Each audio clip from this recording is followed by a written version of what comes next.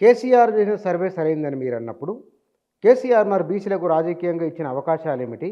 ఇవాళ ఈ సర్వే తప్పో, ఒప్పో సర్వే ముందుకొచ్చింది. ఒక లెక్క వచ్చింది. ఇంత పర్సెంటేజ్ ఇస్తానంటున్నారు. ఏమీ అనందానికంటే ఏదో ఒకటి అంటున్నది బెటరు అనే ఒక అభిప్రాయం కూడా కాంగ్రెస్ నుంచి వస్తున్నది. నిజంగా 42% రిజర్వేషన్ నిన్న ప్రకటించుంటే, లేదా రేపు బిల్లు పెట్టి దాన్ని అంగీకరింపజేస్తే, నేను ఖచ్చితంగా కాంగ్రెస్‌కు హ్యాట్స్ ఆఫ్ చెప్తా.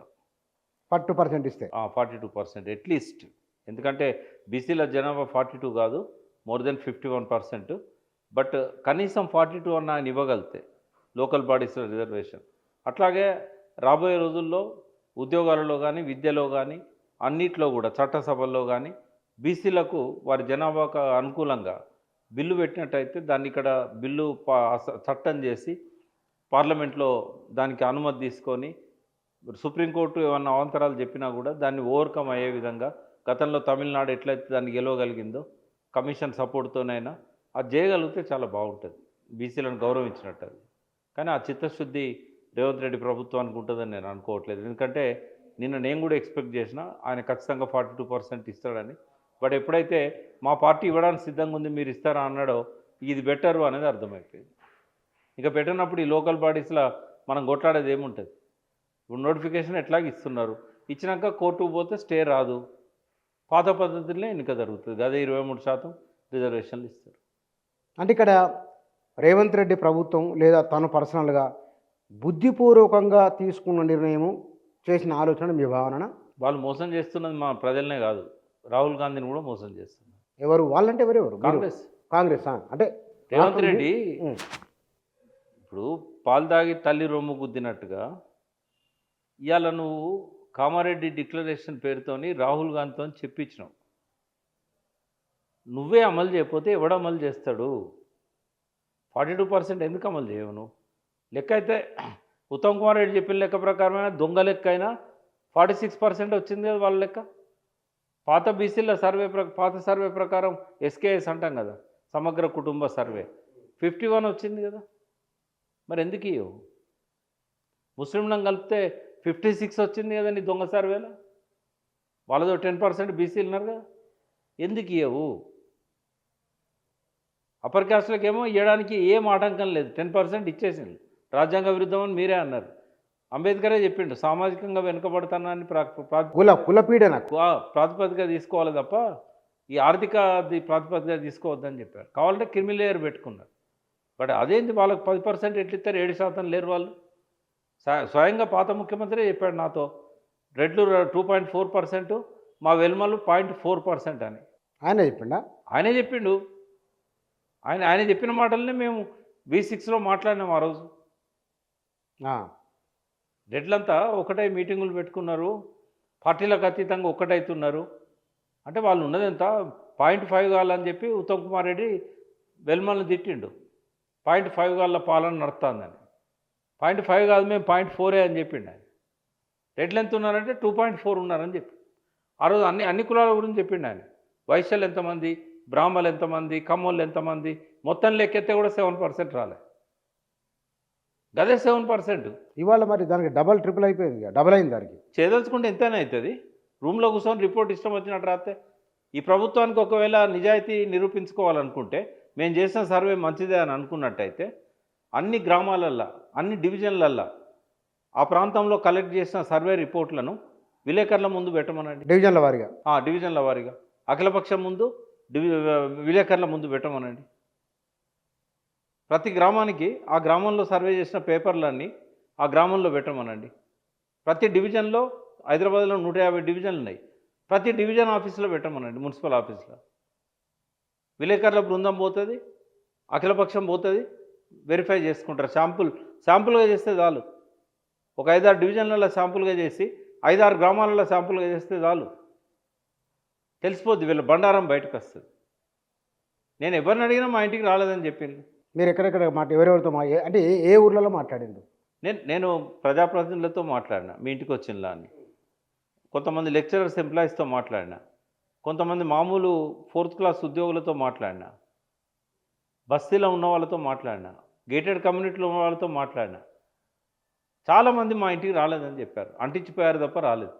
ఇప్పటికీ నేను చెప్తున్నా, సిటీలో 40 to 50% కూడా కాలేదు. గ్రామాలలో 60-70% కూడా కాలేదు 70% కాలేదా? కాలేదు.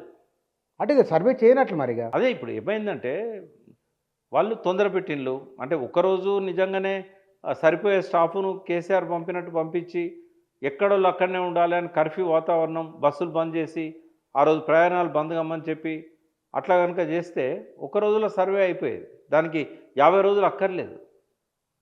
ఎట్లయితదంటే వీళ్ళు పోయినప్పుడు వాళ్ళు లేరనుకోండి, గోడకు అంటించి వస్తారు అంతే మళ్ళా పోరు ఇగ. అట్లా అంటించినయి కొన్ని వేలున్నాయి.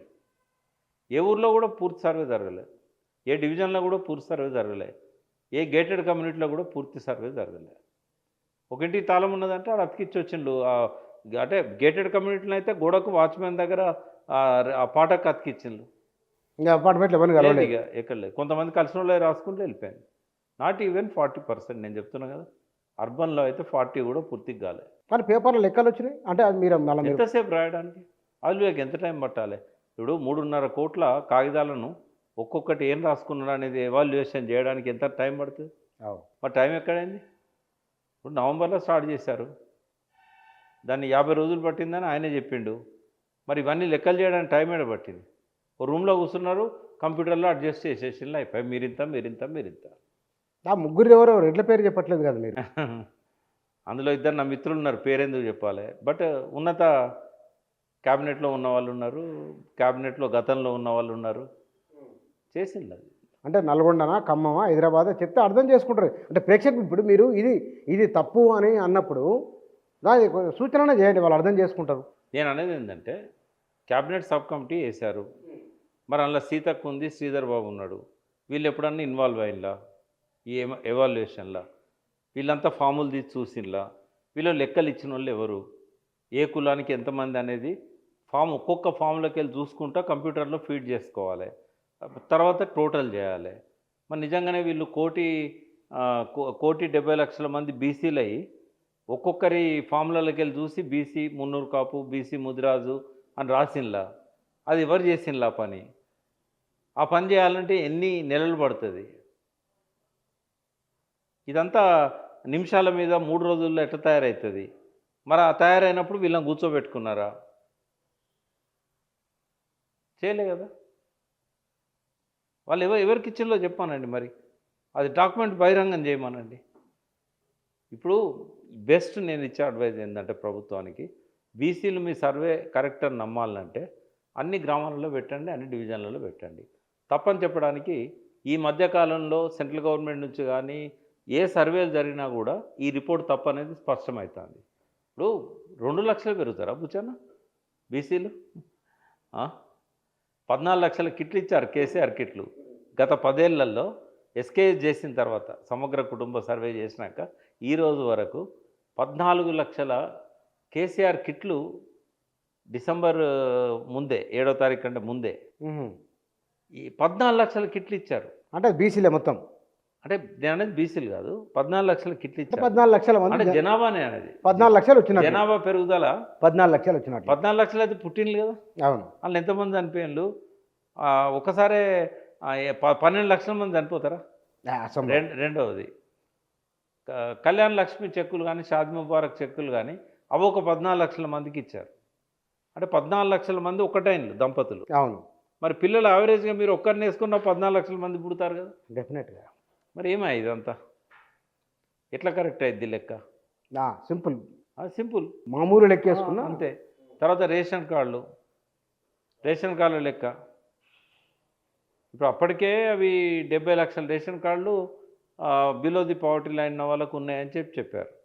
మళ్ళీ ఒక 40-45 లక్షలు పెండింగ్లో ఈ ఉన్నాయని గవర్నమెంట్ ఇంకా ఎక్కువ పెండింగ్ ఇస్తున్నారు. ఉన్నాయని చూపెట్టింది. మరి అందరూ గరీబోళ్ళేనా ఈ భూమి మీద ఉన్న కుటుంబాలన్నీ? ఇవి కలిపితేనే 70+40 130 అవుతున్నాయి కదా. 110 అవుతున్నాయి. మళ్ళీ ఆల్రెడీ ఈ వైట్ రేషన్ కార్డు కాక ఇతర కుటుంబాలు ఉంటాయి. ఇవన్నీ ఇప్పుడు ఎట్లా వీళ్ళు నమ్మించగలుగుతారు?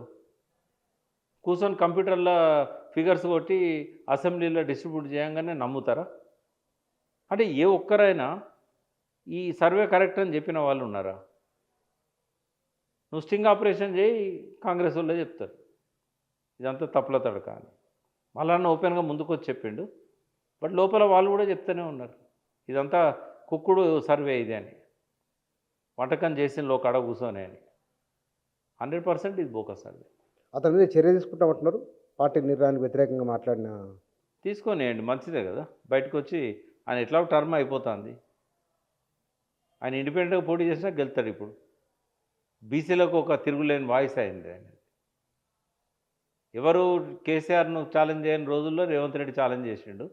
రేవంత్ రెడ్డి ఆ మాట తీరు అది చాలామంది విమర్శకులను కానీ వ్యతిరేకులను కానీ అట్రాక్ట్ చేసింది. అదే ఒక పెను తుఫాన్ అయింది, ఆ పరిపాలనలోకి ఆయన రాగలిగాడు. మల్లన్న కూడా అట్లే వస్తాడు.